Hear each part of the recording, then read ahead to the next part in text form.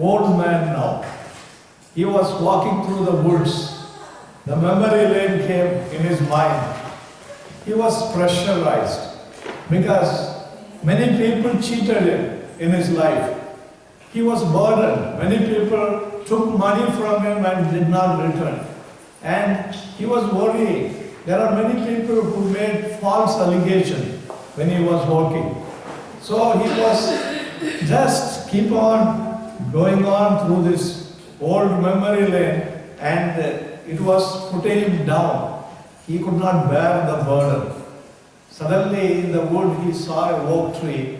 He came down bending, and on his knee he prayed to Jesus. He loved Jesus. He knew Jesus loved him. So he knelt down and told Jesus, Lord, you have done so many good things for me. And you have commanded me to do so many things I have obeyed. But there's only one thing. I'm not able to do that. All these people cheated me and made false allegations. I'm not able to forgive them, Lord. I'm not able to forgive them. Please help me. How can I forgive them? It is in my heart, at the bottom of my heart. They have done so much wrong to me, Lord. How can I forgive them? So as he was praying, pouring down his heart in the presence of God, suddenly he felt something fell on his right shoulder. He looked up and turned around and saw a drop of blood. He just moved his head and he saw the cross and Jesus was crucified. And his head was having a thorn, and his side was pierced, and he was bruised all over his body. And he asked him, Lord, how can I forgive these people? When he turned the other side, another drop of blood fell on the left shoulder. And Jesus asked him, have you ever told a lie? Have you ever told a lie? He said, yes, Lord. He asked him, have you ever taken more balance from the shops? When you know they have given you back more change, did you give it back? He said, no, Lord. He asked him, have you ever got angry with people? He said, yes, Lord. He kept on asking, have you ever, for everything he said, yes, Lord, yes, Lord. Jesus said, I don't deserve what I am wearing now, but I love you and I forgive you. You have done so much against me, but still I love you. He looked at the eyes of Jesus, filled with love. Even in that agony, Jesus looked at him with love. Son, I forgive you. He said, Lord, forgive me. Now I am able to forgive one another. And with a peace that he closed his eyes and thanked God. Will you be able to forgive one another? Do you have any revenge in your heart? No. Very good. Praise the Lord. Go for your Sunday class. Hallelujah.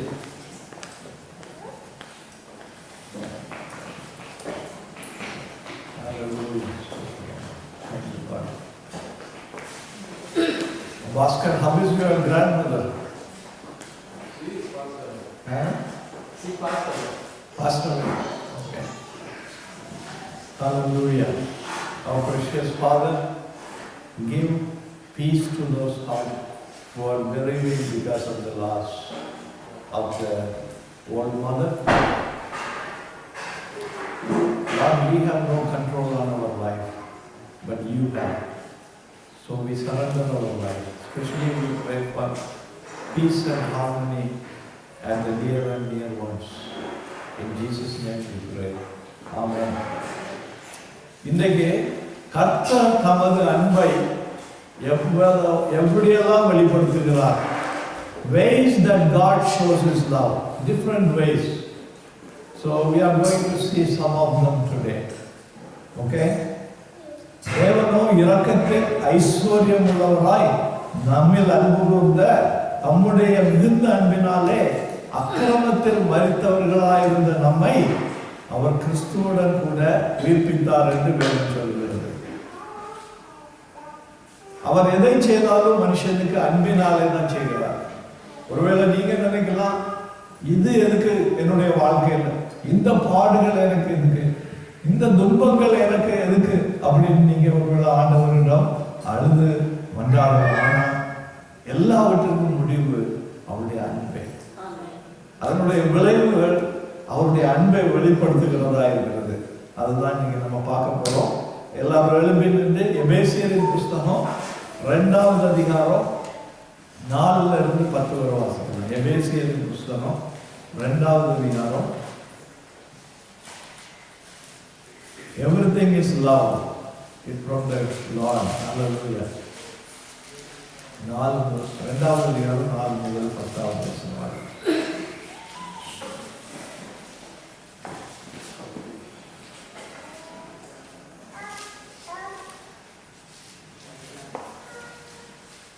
Hallelujah. Thank you, Lord.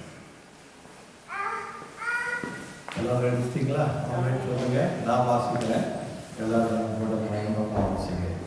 தேவனோ இரக்கத்தில் ஐஸ்வர்யம் உள்ளவராய் நம்மில் அன்பு கூர்ந்த தம்முடைய மிகுந்த அன்பினாலே அக்கிரமங்களில் மறுத்தவர்களாயிருந்த நம்மை கிறிஸ்துவுடனே கூட உயிர்ப்பித்தார்.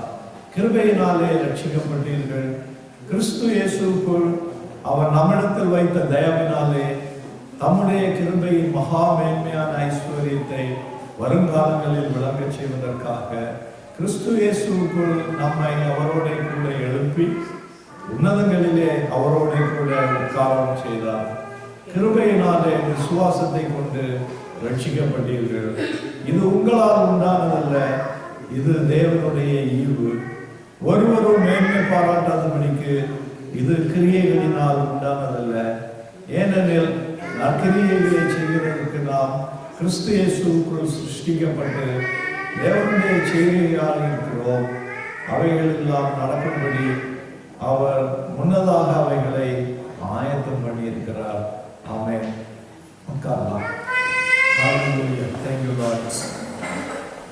அவர் எதை மனுஷனுக்கு செய்தாலும் அதனுடைய காரணம் அவருடைய அன்பு.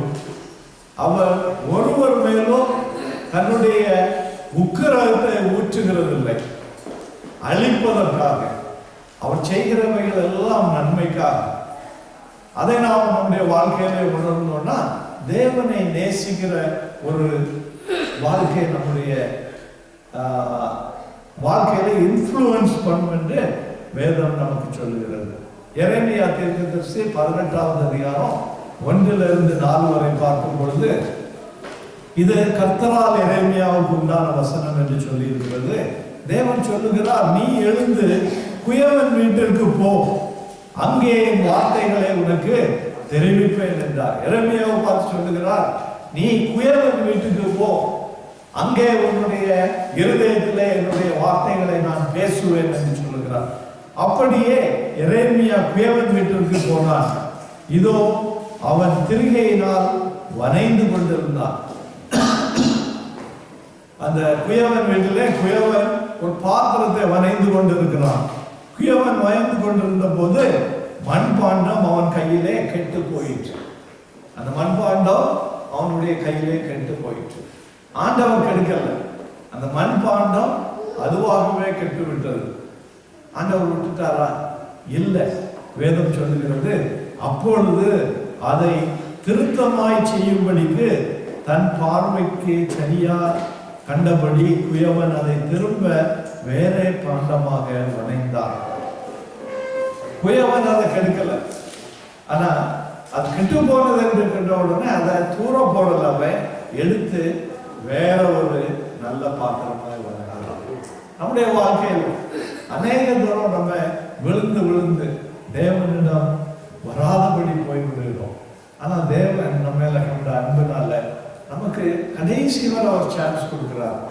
இந்தியாமாக வரமாட்டானா, நாளைக்கியமாக வரமாட்டானா. அதனால சில காரியங்கள் நம்முடைய வாழ்க்கையில் நடக்கும் பொழுது நம்ம அவருடைய அன்பை உணராதபடி அவரை குற்றப்படுத்துகிறவர்களாக இருக்கிறோம். அவர் செய்கிற எல்லாம் நன்மைக்கே, எல்லாம் நன்மைக்கே நன்மைக்கே என்று ஒரு பாடகர் பாடுகிறார். எது செய்தாலும் you have to understand if it's from God, he does it for good. ஆனா பிசாசு என்ன செய்யறான்? நம்மள டெம்ப்டேஷனுக்கு கொண்டு போறான். அப்போ கர்த்தர் செய்கிற காரியங்கள் எல்லாம் நன்மையாட்டும் அன்பினாலும் நிறைந்திருக்கிறது. ஒரு மனிதனால் தேவன் இந்த அன்பின் கிரியைகளை தன் அன்றாட வாழ்வில் உணர முடியாமல் காண முடியாமல் இருக்கிறான். நமக்கு கர்த்தரின் வழிகள் புதுமையாக இருக்கிறது. சில வழிகளில் நம்மளால உணர முடியல. அவர் நன்மையை செய்கிறாரா தீமையை செய்கிறாரா என்று நம்முடைய மூளையிலே ஒரு தெளிவு வராதபடி இருக்கிறது. ஆனால் you have to understand, always God is good. Always he is good. He never does any harm to anybody. ஆனால் அந்த அன்பின் கிரியைகளே அவரை அப்படி நடத்துகிறது.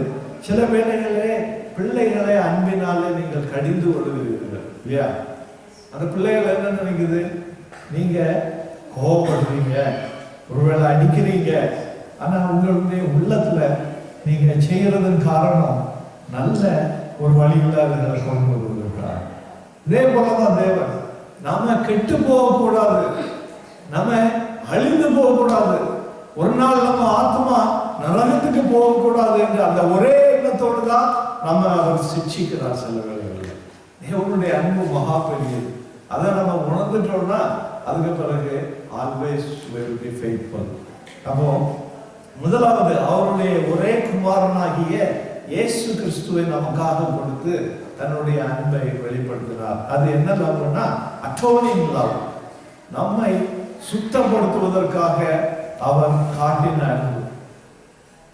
அவருக்கு பல விதங்களிலே எதையாவது செய்திருக்க முடியும், ஆனால் அதனாலே நாம் சுத்தப்பட முடியாது.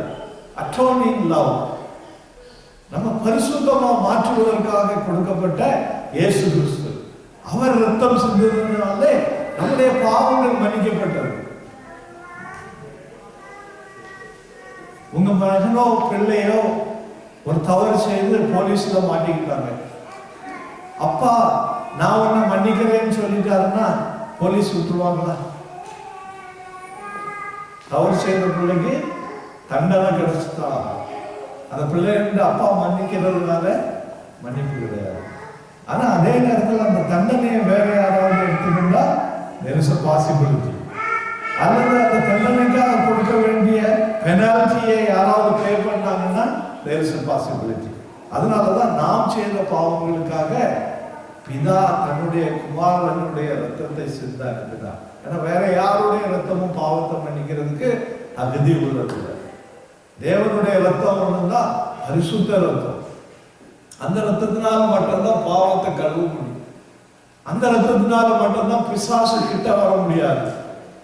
தேவனுடைய பிள்ளைகளை ஆண்டவர் மன்னிக்கும் பொழுது பிசாசு கம்ப்ளைண்ட் பண்ண முடியாது. ஏன்னா அது பரிசுத்த ரத்தம். அதனால இந்த அட்டோனிங் லவ் தான் யோவான் 3:16 நம்ம வாசிக்கிறோம்.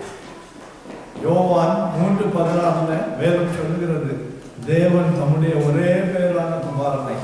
எல்லாரும் வாசிக்கலாம். யோவான் 3:16 எல்லாருக்கும் தெரிந்த வசனம். தேவன் தம்முடைய ஒரே பேரான குமாரனை விசுவாசிக்கிறவன் எவனோ அவன் கெட்டு போகாமல் நம்ம கெட்டு போக கூடாது என்ற அந்த ஒரே நோக்கம் தான் ஆண்டவருடைய எண்ணம். ஆனா யார் கெட்டு போக மாட்டா? அவர் மேல் விசுவாசிக்கிறோம். நம்ம செய்ய வேண்டிய ஒரு காரியம் அவரை விசுவாசிக்கிறோம் என்று வெளிப்படையாக அறிக்கை பண்ண வேண்டும். நித்திய ஜீவனை அடையும்படி, கெட்டு போகாதபடி நித்திய ஜீவனை அடையும்படி. இந்த ஜீவன் நித்தியம் கிடையாது. யாராவது இருக்கிறாங்களா? இப்ப பாஸ்கருடைய கிராண்ட்மா இந்த உலகத்தை விட்டு கடந்து போயாச்சு. என்னுடைய அப்பா அம்மா கடந்து போயாச்சு. உங்களில் அநேகருடைய parents we don't know or grandparents எல்லாம் one day நம்மளும் போயிடுவோம். ஆனா இங்க அவரை விசுவாசித்தவங்களுக்கு கெட்டு போகாதபடி பாதாளத்திலே போகாதபடி நித்திய ஜீவனை கொடுக்க வந்தார். நம்ம மரித்த பிறகு நம்ம பாதாளத்துல போகக்கூடாது, நம்ம தேவனிடத்துல போகணுன்றதுக்காக. பாசிங்க, நித்திய ஜீவனை எவரை தந்தரலி? இயேசு கிறிஸ்துவை தந்தரலி. உலகத்தில் அன்பு கொடுத்தார். அவர் கிறிஸ்தவங்களை மட்டும் அழைக்கல, உலகத்தில் அன்பு கொடுத்தார். உலகத்துல எல்லா விதமான ஜனங்களும் இருக்கிறாங்க, எல்லா விதமான பாவிகளும் இருக்கிறாங்க. கே இருக்கிறாங்க, லெஸ்பியன் இருக்கிறாங்க, குடிகாரர் இருக்கிறான், கொலை செய்தவர் இருக்கிறான். எல்லாருக்கும் அவரு தன்னுடைய ரத்தத்தை சிந்தித்தார். அதனால யாரும் விதவிலக்கு இல்லை. யாரு இயேசு கிறிஸ்துவை விசுவாசித்து அவர்கிட்ட வர்றாங்களோ அவங்களுக்கு நித்திய ஜீவன் இருக்கு. எவ்வளவு பெரிய பாவியா இருந்தாலும் சரிதான். ஒருவேளை நம்மால மன்னிக்க முடியாத பாவியா இருக்கலாம்.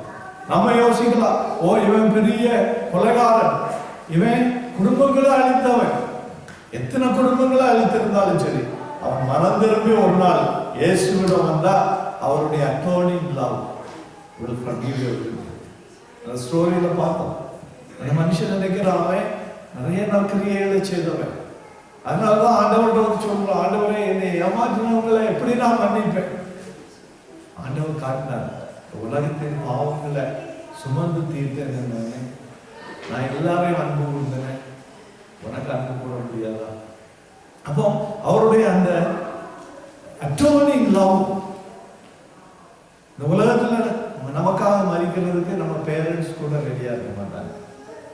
ஆனா இயேசு கிறிஸ்து நம்ம அவர்களுக்கு தூரமா இருக்கும்போது, நம்ம பாவிகளா இருக்கும்போது, அவரை நோக்காத போது நமக்காக ரத்தம் செஞ்சு அவர் கைகளை விரித்து நம்மை அழைத்து கொண்டிருக்கிறார்.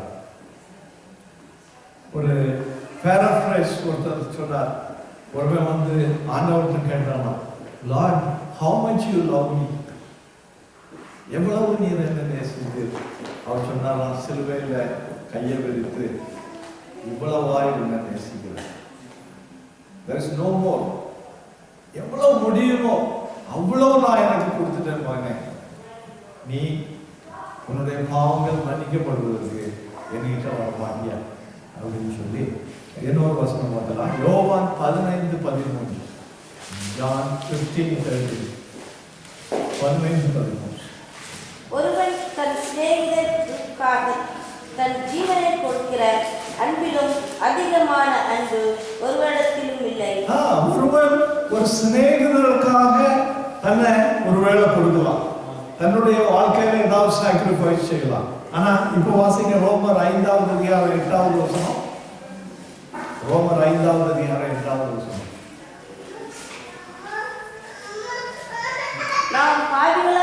நாம் பாவிகளாய் இருக்கையில் கிறிஸ்து நமக்காக மரித்ததினாலே தேவன் நம்மேல் வைத்த தமது அன்பை விளங்க பண்ணுகிறார். அவருக்கு துரோகியா இருந்தோம், நம்ம அவருக்கு துரோகியா இருந்தோம், இல்லாதவர்களை தேவன் என்று சொல்லிக் கொண்டிருந்தோம். தேவாதி தேவனை நம்ம மதிக்காதபடி அவருக்கு விரோதமா இருந்தோம். அப்படி இருந்தோம், அவர் நம்மளை நேசித்து நமக்காக ஜீவன் கொடுத்தார். யாரையும் அவர் நீ வராதன்னு சொல்லல. யாரு அவர்கிட்ட தேடி வந்தாங்களோ ஒருவரையும் அவர் திரும்ப அனுப்பவில்லை என்று வேதம் சொல்லுகிறது. தேடி வந்த எல்லாரையும் அவர் ஏற்றுக்கொண்டார்.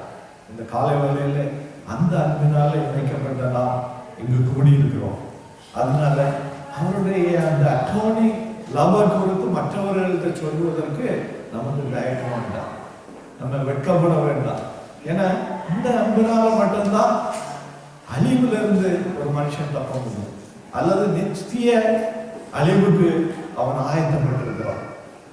அந்த பாதாளத்தில் இறங்கினான், நித்தியமா கண்ணீர், அதாவது கண்ணீர் கூட கிடைக்காது. பைபிள்ல தெளிவாக சொல்லுகிறது, நித்தியமா அந்த ஆத்மா சாகாது என்று சொல்லப்பட்டிருக்கிறது. இந்த ஆத்மாவுக்கு சாவே கிடையாது. உங்களுக்கு தெரியும், நம்ம பாடியில ஆவி, ஆத்மா, சரீரம். சரீரம் அழிந்து மண்ணுக்கு போயிடும், ஆனா அந்த ஆத்மா மரிக்க முடியாது. ஒன்றுல அது நித்திய நரகத்துக்கு போனோம், அல்லது நித்திய ஜீவனை பெற்றுக் கொள்ளணும். தேவன் ஒருவரும் கெட்டு போய் நித்திய அக்னியில போகக்கூடாது என்பதற்காக தன்னுடைய அட்டோர்னிங் லவ், நம்மளை சுத்தப்படுத்துகிற அன்பை நமக்காக கொடுத்திருக்கிறார். அடுத்தபடியா கர்த்தருடைய அன்பு நம்ம ஆவலோடு அழைக்கிறார். அழைக்கிறார், இயேசு அழைக்கிறார் என்ற பாட்டை நம்ம அடிக்கடி பழகிறோம். இது நம்ம calling love. He is calling with his love. வாசிக்கலாம் 1 பேதுரு 2வது அதிகாரம் 9வது வசனம். ஹalleluya. 1 பேதுரு 2வது அதிகாரம் 9வது வசனம். நம்ம அன்போடு அழைக்கிறார். நீங்களோ உங்களை அந்தகாரத்தில் நின்று தம்முடைய ஆச்சரியமான ஒளியிடத்திற்கு வரவழைத்தவருடைய உங்களை வரவழைத்தார். எங்க இருந்து வரவழைத்தார்? அந்தகாரத்தில் இருந்தீங்க, நீங்க இருளில் இருந்தீங்க, வாழ்க்கையில குழப்பத்தில் இருந்தீங்க, வாழ்க்கையில எனக்கு விடுதலை உண்டா அப்படின்னு ஏங்கி கொண்டிருந்தீங்க.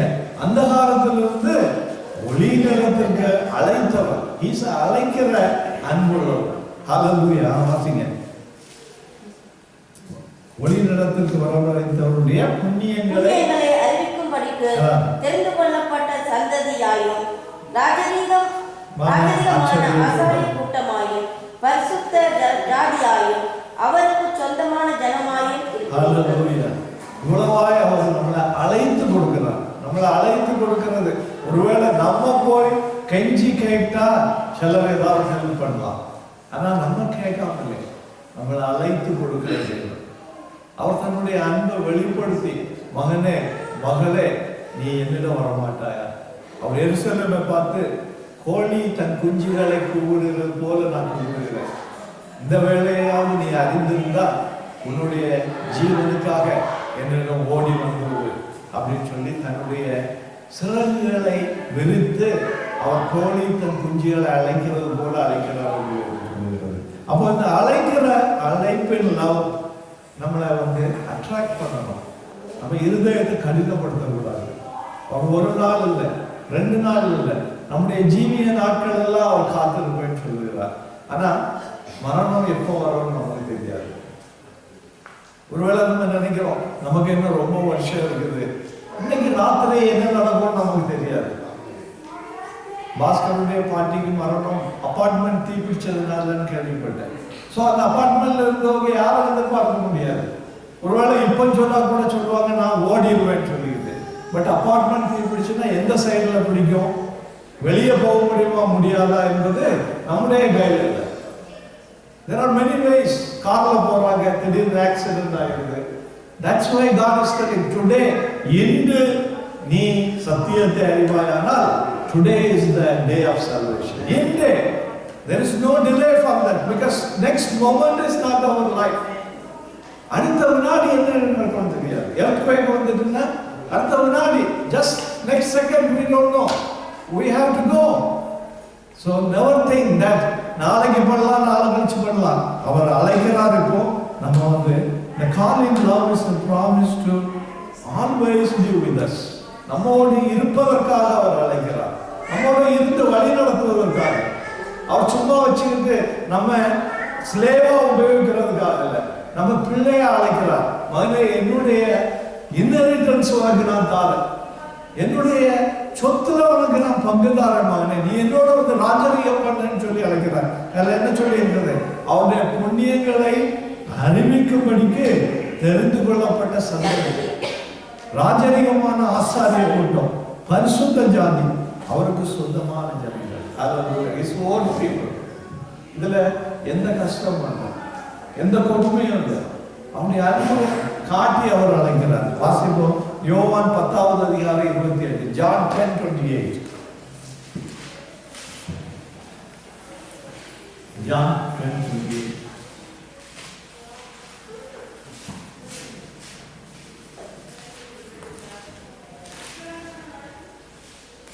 நான் அவைகளுக்கு நித்திய ஜீவனை கொடுக்கிறேன், அவைகள் ஒரு காலம் கெட்டுப் போவதில்லை, ஒருவரும் அவைகளை என் கையிலிருந்து பறித்துக் கொள்வதும் இல்லை. அவருடைய கையில கொடுத்துட்டோம்னா ஒருவரும் பறித்துக் கொள்ள முடியாது. It's a safest place. ஜீவனை அவர் சொல்லாம யாரோ எடுத்துக்கொள்ள முடியாது. அவர் அழைத்தால் ஒழிய வேற யாரும் நம்மளை தொட முடியாது. அவருடைய கையில மட்டும் நம்ம கொடுத்துட்டோம்னா அவர் என்ன சொல்லுகிறார்? ஒருவரும் என் கையில் இருந்து பறித்துக் கொள்ள முடியாது. நான் உன்னை கூப்பிட்டேன்னா மட்டும்தான் என்ன எடுக்க முடியும். இந்த உலகத்தார் யாரும் என்ன எடுத்துக்கொள்ள முடியாது அப்படின்னு சொல்லி அவர் அன்பினால் அழைக்கிறார். எபிரேயர் 13:5 பார்த்தீங்கன்னா சொல்லுகிறார், வாசிக்கிட்டா, நான் உங்களை விட்டு விலகுவதும் இல்லை, உங்களை கைவிடுவதும் இல்லை. ஹல்லேலூயா. எந்த சூழ்நிலையா இருந்தாலும் அவருடைய கரம் நம்மோடு இருக்கிறது. என்னுடைய வலது கரத்தினாலே நான் அவர்களை தாங்குவேன் என்று சொல்லியிருக்கிறார். அதனால தேவனை பற்றி கொண்டவர்கள் எந்த சூழ்நிலையா இருந்தாலும் நீங்க worry பண்ண வேண்டியதில்லை. உங்களை பார்க்கிறவர் அவர், உங்களை தாங்குகிறவர் அவர், உங்களை தூக்கி சுமப்பேன் என்று சொல்லி இருக்கிறார். அதாவது பலவீனமானவைகள் அவர் தோளில போட்டு ஆட்டுக்குட்டியை எப்படி தூக்கிட்டு போறாங்களோ அப்படி தூக்குகிற தேவன். அதனால இந்த நேரத்துல இன்னும் ஒரு வசனம் வாசிக்கலாம். 1 தெசலோனியர் 5வது அதிகாரம் 23 இருந்து 25 வரை வாசிக்கலாம். 1 தெசலோனியர் chapter 5 23 to 25. சமாதானத்தின் தேவன் தாமே உங்களை முற்றிலும் பரிசுத்தமாக்குவாராக. உங்கள் ஆவி ஆத்மா சரீரம் முழுவதும் நம்முடைய கர்த்தராகிய இயேசு கிறிஸ்து வரும்போது குற்றமற்றதாய் இருக்கும்படி காக்கப்படுவதாக. உங்களை அழைக்கிறவர் உண்மையுள்ளவர், அவர் அப்படியே செய்வார். உங்களை அழைக்கிறவர் உண்மையுள்ளவர், பயப்படவே வேண்டாம். ஹல்லேலூயா. அவர் சொன்னாரு, மகன் அப்போ கேட்டா அவர் கல்ல கொடுப்பாரா? மகன் ரொட்டி கேட்டா அவர் பாம்பை கொடுப்பாரா அப்படின்னு தேவன் சொல்லுகிறார். அதனால அவர் அழைக்கும் பொழுது நம்ம பயப்பட வேண்டியதே இல்லை. அவரிடம் நமக்கு அன்பு தான் கிடைக்குமே வெளியே அன்பை தவிர வேற ஒன்றும் இல்லை. அன்பினால நிறைக்கிற தேவன். அடுத்தபடியாக கர்த்தருடைய அன்பு விடுதலை கொடுக்கிறார். கட்டுகளினாலே, அடிக்ஷன்னால, ஒருவேளை பாவத்தின் வாரம் நம்ம சுற்றி இருக்கிறதுனால பலவிதமான அடிக்ஷன்ஸ் இருக்கு இந்த உலகத்தில். அதாவது sexual immorality, that is a binding factor. சிலர் அந்த செயின்ல கட்டப்பட்டிருக்கிறாங்க, சிலர் அடிக்ஷன்ல கட்டப்பட்டிருக்கிறாங்க, சிலர் மனநோயினால, டிப்ரெஷன், இதெல்லாம் மனுஷனுடைய பலத்தினால வெளியே வர முடியாது. ஆனால் அவர் விடுவிக்கிற, விடுதலை கொடுக்கிற அன்புடையவர். redeeming love. His love is an atoning love. Hallelujah. His love is a calling love. His love is a redeeming love. நம்மளை விடுவிக்கிறார். அவருடைய அன்பு நமக்குள்ள வந்தாச்சுன்னா எந்த ஸ்லேவரியும் நம்ம கட்ட முடியாது. வாழ்நாள் முழுவதும் குடிகாரனா இருந்தவங்க எல்லாம் ஆண்டவர் ரட்சித்திருக்கிறார். ஒரே நாள்ல, over night they left everything. வாழ்நாள் முழுவதும் ஸ்மோக் பண்ணிட்டு இருந்தவங்களை ஆண்டவர் ரட்சித்து over night they were free. இந்த செயினை முடிக்கிறதுக்கு வேற யாராலையும் முடியாது. தேவனுடைய விடுதலை கொடுக்கிறார், redeeming love. அந்த லவ்னால அவர் அழைக்கிறார். அவர்கிட்ட வந்தவங்க எல்லாரும் பரிசுத்தரா மாறிக்கொண்டே இருக்கிறாங்க. It is a process, sanctification process. நாளுக்கு நாள் நம்ம புதுப்பித்து கொண்டே வருகிறார். நம்ம இருக்கிற லெவல்ல இல்லை, ஒவ்வொரு நாளும் புதிதாகி கொண்டே இருக்கிறோம். ஒவ்வொரு நாளும் நம்முடைய உள்ள அசுத்தங்களை அவர் நீக்கி கொண்டே இருக்கிறார். அதனால கவலைப்படாதுங்க, அவர் செய்து கொண்டுதான் இருக்கிறார். நீங்க கொடுத்திருந்தீங்கன்னா அந்த அட்டோனிங் லவ்ல, அந்த ரிடீமிங் லவ்ல உங்களை ஒப்பு கொடுத்திருந்தீங்கன்னா உங்களை அவர் கண்டிப்பா புதுமையாக்கி கொண்டே இருக்கிறார். அவர் தூங்குகிற கடவுள் இல்லை, அவர் தூங்குகிறதும் இல்லை, உறங்குகிறதும் இல்லை. எதுக்காக தூங்காம இருக்கிறாரு? இப்போ இங்க விடிய காலையில் இந்தியாவில் இப்போ தூங்கி இருப்பாங்க. அவர் தூங்க போயிட்டாருன்னா என்ன ஆயிடும்? நமக்கு போயிட்டு கிடையாது. அவங்க முழிக்கும் போது தான் திரும்ப அவர் முழிப்பார். So 24 hours throughout the year, throughout his life, he is not going to sleep. ஹெவனுக்கு போனோம்னா நம்ம உறங்குவோம் என்னன்னு தெரியாது. Because heaven is a place filled with joy. அங்க தூங்குவாங்களா என்னன்னு தெரியாது. I don't know. The angels don't sleep. God does not sleep. Hallelujah. அந்த தேவன் நம்மளை விடுதலை கொடுக்கிற தேவன். எந்த விதமான கெட்ட பழக்கங்களோ அல்லது டிவி அடிக்ஷன் சிலருக்கு, அதாவது அதை பார்க்காம இருக்க முடியாது. இந்த வெத்தலை போடுறவங்க உண்டு, அந்த புகையில போடாம இருக்க முடியாது. இந்த மாதிரி மூக்குப்பொடி போடுறவங்க உண்டு. இங்க அமெரிக்கால யாரையும் பார்த்தது இல்லை. ஊர்ல யாராவது அதாவது சில லேடிஸ் இந்த இதை வச்சிருப்பாங்க, புகையில வச்சுட்டு அங்க உள்ள தள்ளி வச்சுக்கிடுவாங்க. It's all bad addiction. We don't know. We might think that they have nothing happening, but the devil is very cunning. They are